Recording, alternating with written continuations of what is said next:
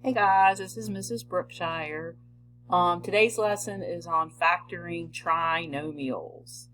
And there are really two kinds of trinomials, and you might catch me saying type 1, type 2. So let me kind of explain to you what that is. So the two types of trinomials we're going to be factoring is one of them has a leading coefficient of 1, and one of them has a leading coefficient other than 1. So these trinomials down here, if you notice, they're in descending order of power. So what this number in front of this x squared, since there's nothing there, that's a 1. This is in order. The number in front of this is a 1. Okay. So these, sometimes you'll hear me call them type 1 trinomials. And what I mean is they're trinomials with a leading coefficient of 1.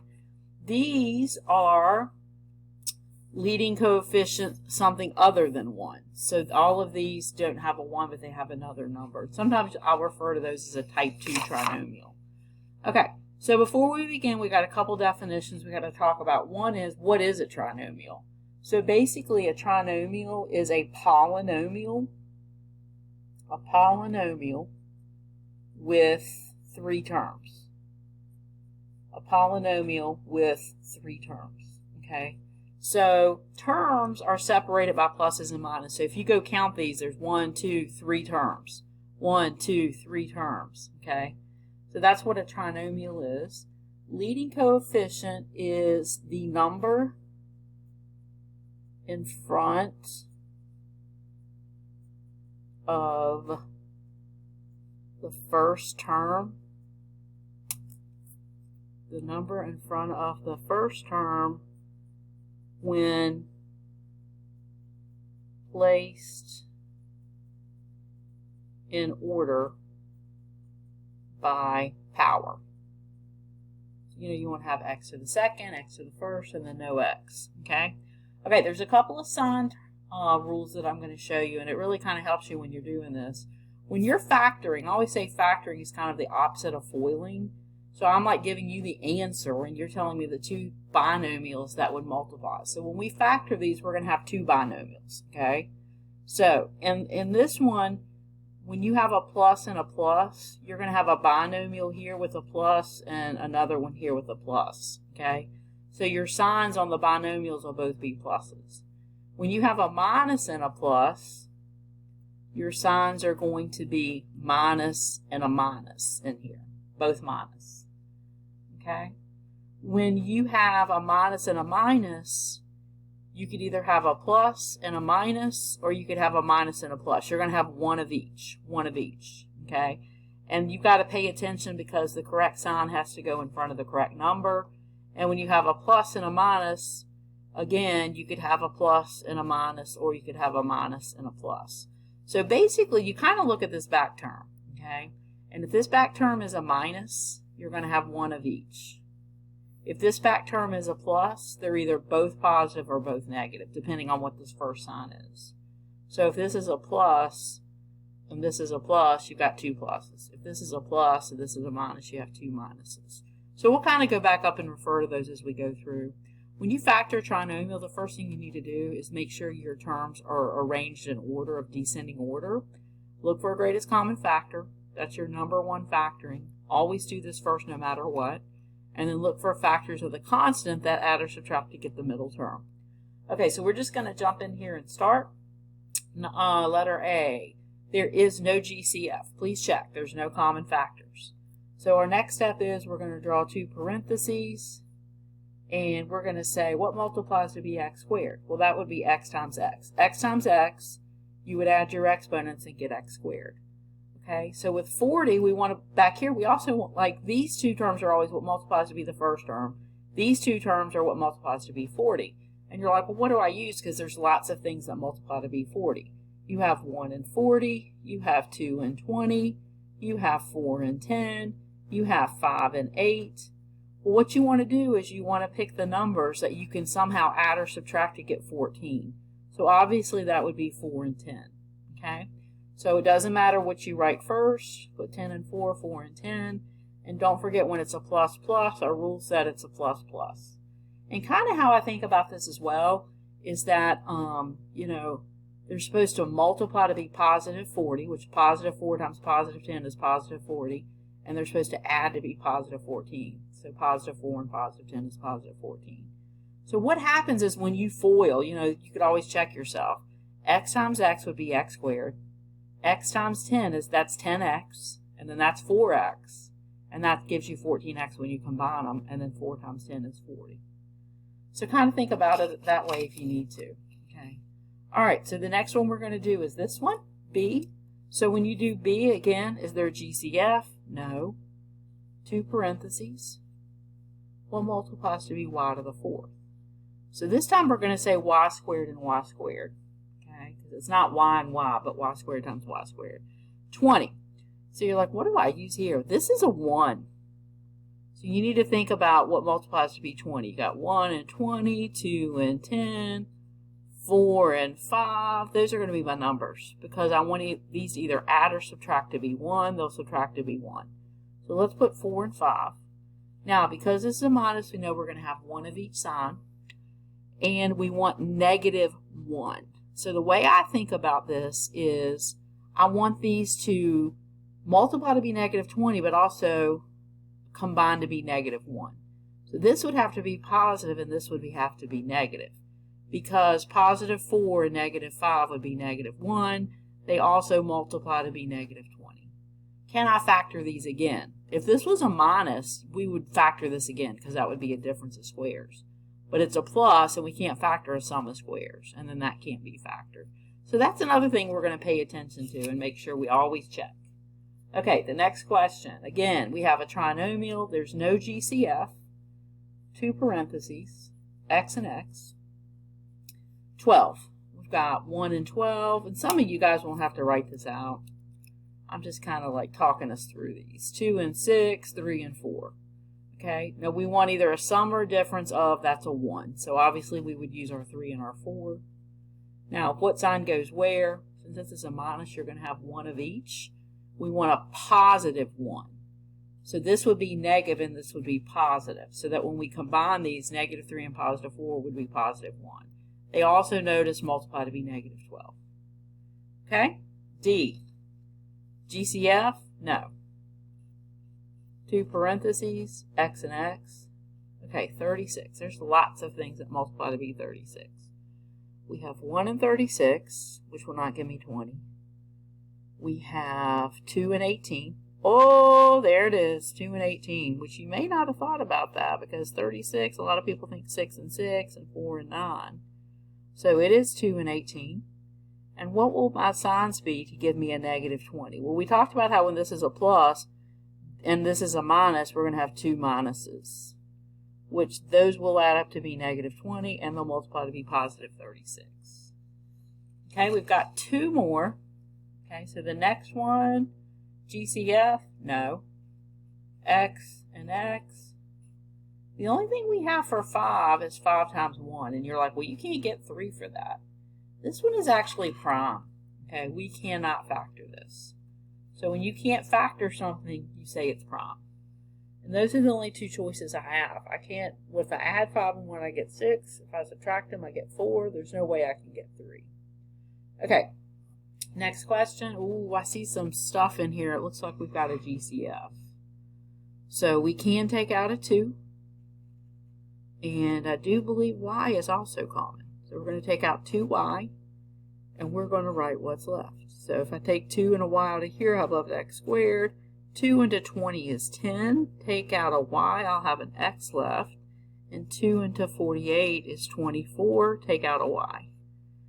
Okay, so the next thing we have, after we take out the GCF, we're going to go try to factor this type 1 trinomial. What things multiply to be 24? This is another one. There's a lot of stuff. 1 and 24, 2 and 12, 3 and 8, 4 and 6. So we're looking for a combination of 10, adding or subtracting. So it's going to be 2 and 12. Since this is a minus, we're going to have 1 of each. We need this to be a plus, this to be a minus, because if you add 2 and negative 12, you get negative 10, and if you multiply them, you get negative 24. Please don't forget to bring down that 2y. That is part of your answer. So that would be my final answer. always take out the GCF first if you can. That pretty much sums up type 1 trinomials, okay? So now we're going to take a look at type 2 trinomials. And again, the difference is you have a leading coefficient of something other than 1. Make sure they're always in descending order, okay? So these are, all right. I call this trial and error. There are lots of ways to factor type 2s, okay? I use what I call trial and error, okay? So you kind of get this as we go. So there is no GCF, so you put your 2 parentheses, okay? Don't forget these 2 terms right here have to multiply to be this. So what multiplies to be 3 is 1 and 3. So we're going to put 1 with the y. Instead of just y and y, we're going to put 1y and we're going to put 3y, okay? And then the next thing we're going to do is we're going to write what multiplies to be 5. And a lot of times I'll just jot these out. Okay, so we're going to do trial and error. So if we put the 1 here and the 5 here, let's see what happens. You're like, well, how do you know if that's right or not? Because why did you put 1 and 5 and not 5 and 1? All right, so let me show you how you can kind of check yourself. So these 2 have to multiply to be this. We got that. These 2 have to multiply to be this. So what we have to do is we have to check for this middle term.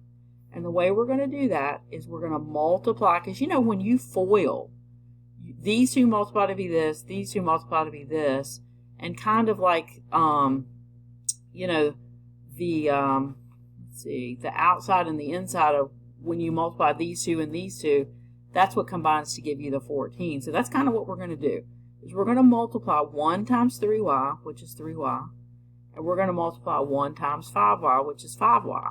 And we're going to say, hey, does that give me 14? No, it doesn't. That gives me 8 or 2, okay? So this is not correct. So you're like, well, what do I do? Always change the back term. So I'm going to put the 5 here and the 1 here, okay? This is why it's called trial and error, okay? Because you have to try it, and if it doesn't work, you may have to change things around. Okay, so now when I'm multiplying again to get the middle term, you multiply these 2, which is 15y, and you multiply these 2, which is 1y. Can I get a negative 14y? Yes, I can.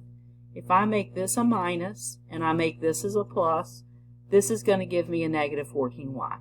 This sign goes here, this sign goes here every time. So you do your multiplication inside, you multiply out here. You see if you can somehow get this middle term with putting in signs, okay? And then once you get your signs, this top sign always goes with the first parenthesis and the bottom sign goes with the second. Okay, so next one.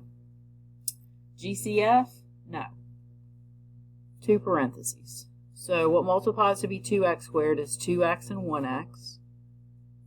And then what multiplies to be 21 is either 1 and 21 or 7 and 3. So I'm going to tell you most of the time I try the 7 and the 3, like the ones that are closer. So I'm going to try 7, I'm going to try 3. There's no rhyme or reason why I put 7 and 3 and not 3 and 7. Okay, so we're going to check and see if this works. So that's 7x, and that's 6x. Can I do something with these to get a 1x? Yes, I can. I can make this positive and this negative so that when I combine them or add or subtract them, I get 1. This sign goes here, this sign goes here. And that's my answer. And with a minus, don't forget you have to have 1 of each sign because these have to multiply to be negative 21. Same thing here. These had to multiply to be negative 5. Okay? All right, next one. GCF? No.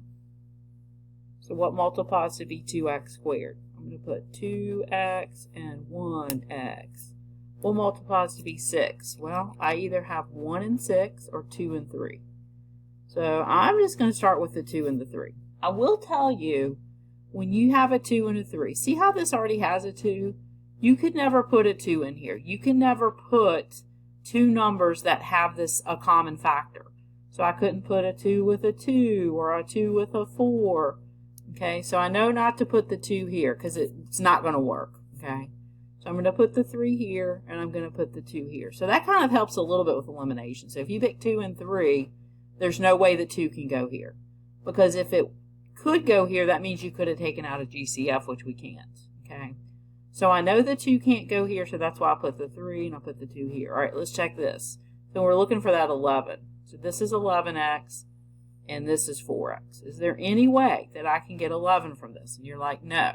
Okay, Most of the time what we would now do is switch these like this. We would put the 2 here and the 3 here. But again, you're never going to have common factors in here. So you're like, well, what do I do now? Well, you're going to go to the 1 and the 6. Okay, this is why it's called trial and error. Use a pencil when you're factoring because you're going to be erasing. Okay, can I put the 6 in here? No, because I have the 2. 2 and 6 would never be here. So I'm going to put the 1 here and I'm going to put the 6 here. So that helps a little bit. 1 times 1 is 1. 2 times 6x is 12x. Can I get negative 11? Yes. If I make this positive and I make this negative, these will add to be negative 11. This sign always goes here. This sign always goes here. So that's how I factor these type 2 trinomials, trial and error. Okay. So it's kind of like the front, you know, these two have to multiply to be this, and these two have to multiply to be this. The only difference is how do you check the middle term.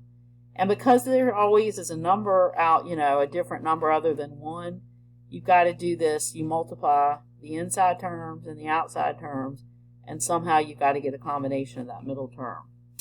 Okay? All right, let's do example 5. We got a couple left. This time I notice I can take out a GCF. I can take out a 2. You should do that. So when I take out a 2, this is what I'll have left. So kind of ignore this 2, and then in the end we'll put it with the question or with the answer. That is a type 2 trinomial because that number is something other than a 1. So what multiplies to be 2x squared is 2x and 1x. And what multiplies to be 3 is 3 and 1. So we're going to check this 3 times for the middle term. So these two multiply to be this. These two multiply to be this. When you multiply here, you get 3x. When you multiply here, you get 2x. Okay, we need to have a plus plus, and that's actually what we're going to get here. Okay, so this is going to be plus 3 and plus 2 is plus 5. And that would be my, don't forget to bring your 2 down. This is just kind of like your work down here, but that's your final answer. Okay. So let me show you one thing that I'll see a lot of people do here. So what if you had 2x and 1x, and you have 1 and 3? Okay, let's see you have that. Okay, 1 times 1 is 1, and 2 times 3 is 6. So you might say, oh, okay, that's it, because I could get positive 5 by doing a minus and a plus. So I want you to tell me why this isn't right. Put a minus there and a plus here. If this is a positive 6, there's no way those would, a positive 3, these won't multiply to be positive 3. So sometimes you've really got to watch yourself on these and make sure that your signs are also matching up. Okay. Okay, we've got 2 left. So let's see what we can do with this next one. I'll do 1, and then I'm going to let you guys try 7 on your own. Is there a GCF? Your answer is no, there is not a GCF. Okay, the next thing I notice is I do have this y squared here. Okay, and I'm going to be honest with you, the only thing you do different when you have a y squared here, you know, for 6, I either have 1 and 6 or 2 and 3. I'm going to start with the 2 and the 3. Okay, and then at the end I have 4 and 4. I have 4y squared. So you're going to put the y at the end just like you do. You know how with x squared you always put x and x. Well, if you have y squared, just put y and y. Now my choices are 1 and 4 and 2 and 2. 2 and 2 is not going to work because I can't put a 2 in with this 2. So I'm going to start with the 1 and the 4. Let's see what happens here if I do the 1 and the 4. Okay. These multiply to be 3xy. These multiply to be 8xy. Woo! I did it. That's 3 and 8. I can make both of those negative, and they should both be negative because this is a plus and this is a minus to get me a negative 11. And there's a minus and a minus. So again, the only thing different you do with this y squared is just like at the beginning where you have x and x, at the end have y and y with those numbers. So that would be my answer. Okay. Now if that didn't work, I obviously would not have put the 4 here with the 2 because I couldn't have that. All right, you guys try this last one and then check it. Okay, so GCF, no. So for 2x squared, you only have 2x times 1x. And then for 15, I either have 1 and 15 or 3 and 5. I'm going to try the 3 and the 5. And don't forget, with that y squared, put a y with them. Let's see if this works. So that would be 3xy. And that would be 10xy. Can I get an 11x with that? Nope. So what I'm going to do, and by the way, I always change the last ones. I never change the first ones because you just got to go with the system, you know. All right, let's see if that'll work. Is that what I just did? That's what I just did. Let's change this to a 5. Change this to a 3. Let's see what happens here. And then obviously I need to erase these as well. So 5 times, that would be 5xy, that would be 6xy. And then would that give me a positive 11? Oh yeah, plus plus. This sign, both of these should be plus, and that would be your answer. Alrighty, that is how you factor type 1s and type 2 trinomials.